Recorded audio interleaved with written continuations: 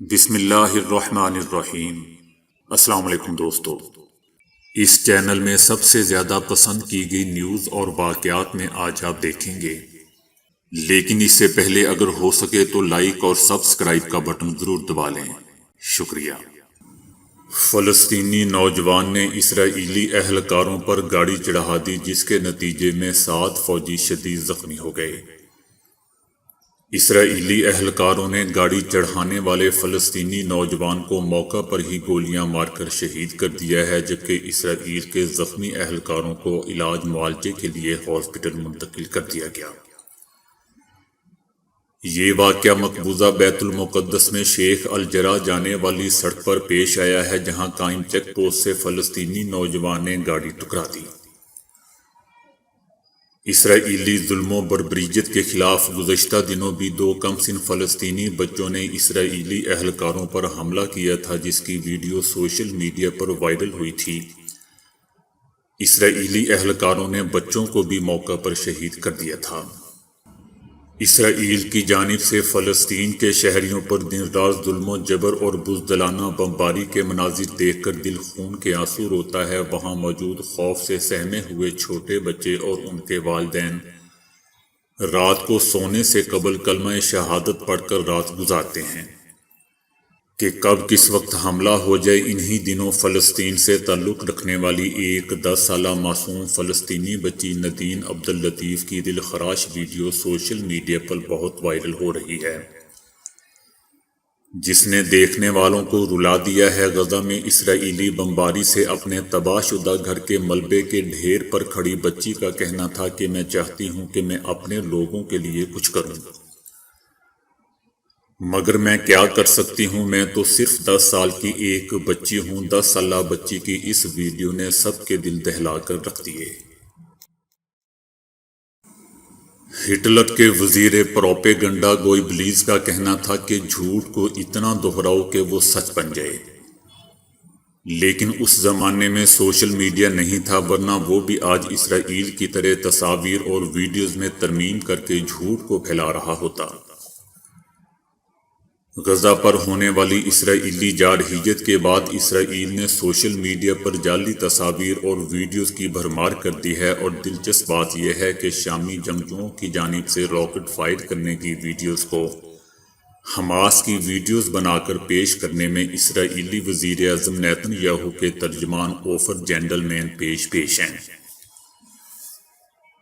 جن کی جانب سے پوسٹ کی جانے والی ویڈیوز کو 3 لاکھ سے زائد مرتبہ دیکھا جا چکا ہے۔ اسرائیلی وزیر اعظم کے ترجمان اوفر جینڈلمین نے 11 مئی کو ایک ویڈیو ٹویٹ کی۔ 28 سیکنڈ کی اس ویڈیو میں دعویٰ کیا گیا تھا کہ تشدد کی حالیہ لہر میں حماس کی جانب سے اسرائیل پر راکٹ حملے کیے جا رہے ہیں۔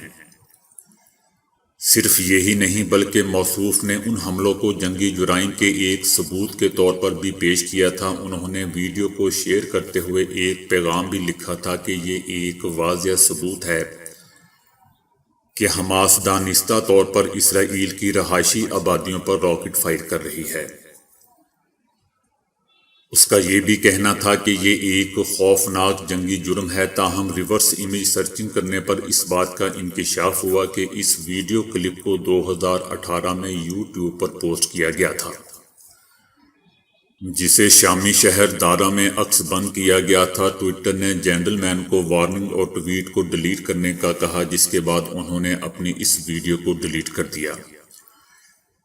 دوسری بار جینڈلمین نے پروپیگنڈا کرنے کے لیے ایک جعلی ویڈیو ٹک ٹاک پر شیئر کی، جس میں حماس کی کردار کشی اور انہیں حملہ آور کے طور پر پیش کیا گیا۔ تاہم ویڈیو پر درج واٹر مارک کی وجہ سے تحقیق کے بعد یہ بات سامنے آئی کہ اس ویڈیو کو 1.5 ماہ قبل مارچ میں پوسٹ کیا گیا تھا، اور ویڈیو پوسٹ کرنے والے صارف کا حماس سے دور دور تک کوئی رابطہ نہیں تھا۔ اسرائیل کی جانب سے غزہ میں بمباری کا سلسلہ جاری ہے۔ مزید 42 فلسطینی شہید کر دیے گئے ہیں۔ شہید ہونے والے فلسطینیوں کی تعداد 200 تک پہنچ گئی ہے، جس میں 34 خواتین اور 58 بچے بھی شامل ہیں، جبکہ درجنوں فلسطینی زخمی بھی ہیں۔ غزہ میں 2 عمارتیں زمین بوس کر دی گئی ہیں۔ غزہ شہر میں مکمل بلیک آؤٹ کر دیا گیا ہے۔ اسرائیلی لڑاکا طیاروں نے آج صبح غزہ پر 55 فضائی حملے کیے اور شہری آبادیوں پر بھی کارروائی کی ہے۔ آج صبح کیے گئے حملوں کے اہداف میں فلسطینی سرزمین کے متعدد فوجی اور حفاظتی اڈے بھی شامل تھے۔ غزہ کے وسط میں 4 منزلہ عمارت پر بھی بمباری کی گئی۔ گزشتہ روز بھی رہائشی عمارتوں پر حملے کیے گئے تھے، جن کے نتیجے میں 42 افراد شہید ہوئے تھے۔ بیت المقدس میں اسرائیلی پولیس اور فلسطینی شہریوں میں تازہ جھڑپوں کی ابتدا اس وقت ہوئی تھی جب مشرقی بیت المقدس میں یہودی آبادکاروں کی جانب سے وہاں بسنے والے چند فلسطینی خاندانوں کو بے دخل کرنے کی کوشش کی گئی۔ بتایا جاتا ہے کہ اسرائیل کی جانب سے آج صبح کی جانے والی کارروائیوں میں اتوار کے مقابلے میں زیادہ شدید اور بڑے پیمانے پر تھی۔ مرنے والوں کے اعتبار سے یہ سب سے زیادہ بڑا دن تھا۔ آج صبح کارروائی ایسے موقع پر کی گئی ہے جب اسرائیلی وزیر اعظم نیتن یاہو نے اتوار کو ایک بیان میں کہا تھا کہ وہ فوری طور پر لڑائی ختم کرنے کا کوئی ارادہ نہیں رکھتے۔ اسرائیلی وزیر اعظم کا کہنا تھا کہ ہم حماس کی صلاحیت اور ان کی خواہش کو ختم کرنے کی کوشش کر رہے ہیں تاکہ وہ دوبارہ ہم پر حملہ آور نہ ہو سکیں، جس کے لیے کچھ بھی کرنا پڑے وہ ہم کریں گے۔ اقوام متحدہ نے اسرائیل پر زور دیتے ہوئے کہا ہے کہ وہ شہریوں اور میڈیا ہاؤسز کو نشانہ بنانے سے باز رہے، کیونکہ یہ عالمی قوانین کی کھلی خلاف ورزی ہے۔ دوسری جانب غزہ میں اسرائیلی بمباری سے اب تک 10,000 سے زائد فلسطینی بے گھر اور کئی محلے اجڑ چکے ہیں، جبکہ سینکڑوں بچے بے یار و مددگار ہو گئے ہیں۔ بے گھر فلسطینی کھلے آسمان تلے زندگی گزارنے پر مجبور ہیں، جبکہ اکثر علاقوں کی بجلی بند کر دی گئی ہے، یہاں تک کہ غزہ میں پانی کی فراہمی بھی تعطل کا شکار ہے۔ مائیکروسافٹ کے بانی بل گیٹس نے دنیا کو خبردار کیا ہے کہ اگرچہ کورونا کی وبا ہر جگہ پھیل رہی ہے، مگر مچھر اب بھی سب سے زیادہ موت کا باعث بننے والا جاندار ہے۔ بل گیٹس کا کہنا تھا کہ ہر رات یہ ننھے کیڑے لاکھوں افراد کو ملیریا سے متاثر کرتے ہیں، جو ایسا مرض ہے جس سے ہر دوسرے منٹ میں ایک بچہ موت کے منہ میں جا رہا ہے۔ بل گیٹس کا کہنا تھا کہ مچھر سماجی دوری کی مشق نہیں کرتے۔ اس وقت جب کورونا دنیا بھر میں پھیل چکا ہے تو یاد دہانی ضروری ہے کہ دنیا کا سب سے بڑا مارنے والا جاندار اس وبا کے دوران آرام نہیں کر رہا۔ انہوں نے مزید کہا کہ ملیریا سے زیادہ تر اموات دنیا کے غریب ترین ممالک میں ہوتی ہیں۔ انہوں نے نشاندہی کی کہ کورونا کی وبا کے نتیجے میں ملیریا کی روک تھام اور علاج کی سہولیات بری طرح متاثر ہوئی ہیں، جس کے نتیجے میں مرنے والوں میں نمایاں اضافے کا خطرہ ہے۔ سونے کو ہمیشہ سے سب سے محفوظ سرمایہ کاری تصور کیا جاتا ہے، اور حالیہ کورونا کی وبا کے دوران پیدا ہونے والے معاشی بحران کی وجہ سے دنیا بھر میں سرمایہ کار اور ممالک اپنی سرمایہ کاری کو سونے میں تبدیل کر رہے ہیں۔ یہی وجہ ہے کہ سونے کی قیمتیں اس وقت اپنی تاریخ کی بلند ترین سطح پر پہنچ چکی ہیں۔ IMF اور ورلڈ گولڈ کونسل کے اعداد و شمار کے مطابق اگست 2020 میں سونے کے سب سے بڑے ذخائر 8,133 ٹن امریکہ کے پاس ہیں۔ دوسرے نمبر پر جرمنی ہے، جس کے پاس 3,363 ٹن سونا موجود ہے۔ اٹلی کے پاس 2,451 ٹن، فرانس کے پاس 2,436 ٹن سونا موجود ہے، روس کے پاس 2,299 اور چائنا کے پاس 1,948 ٹن سونا موجود ہے۔ جاپان کے پاس 765 ٹن، جبکہ بھارت کے پاس 657 ٹن، ترکی کے پاس 583 ٹن، جاپان کے پاس 765 ٹن، بھارت کے پاس 657 ٹن، ترکی کے پاس 583 ٹن سونا موجود ہے۔ IMF اور ورلڈ گولڈ کونسل کے جاری اعداد و شمار کے مطابق پاکستان اس فہرست میں 44ویں نمبر پر ہے، اور اس کے پاس اس وقت 64.6 ٹن سونے کے ذخائر موجود ہیں، جو کہ اس کے مجموعی ذخائر کا 20.7% بنتے ہیں۔